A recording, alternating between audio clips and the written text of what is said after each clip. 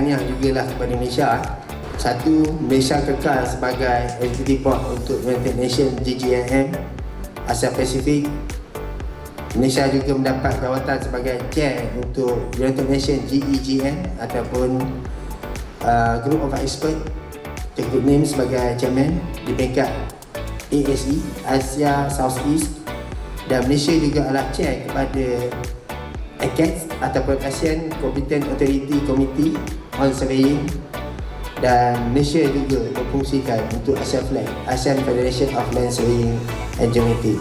Di kesempatan ini juga saya ingin menaikkan ucapan tahniah kepada 43 orang penerima sijil kecekapan dan sijil pengakuan pendaftaran Jurukur Tanah, dan 19 orang Jurukur Tanah Malaysia yang menerima sijil kompetensi khusus pengukuran dan pemetaan bawah tanah. Syabas saya ucapkan. Kat sini juga saya menyeru kepada semualah agar kita semua meningkatkan kita punya kompetensi dan kemahiran diri. Itu paling penting. Kalau you ada knowledge, you boleh hidup di mana-mana pun. Itu yang paling penting. So jangan nampak kek kita di negara kita saja. Sebenarnya di luar sana sangat luas.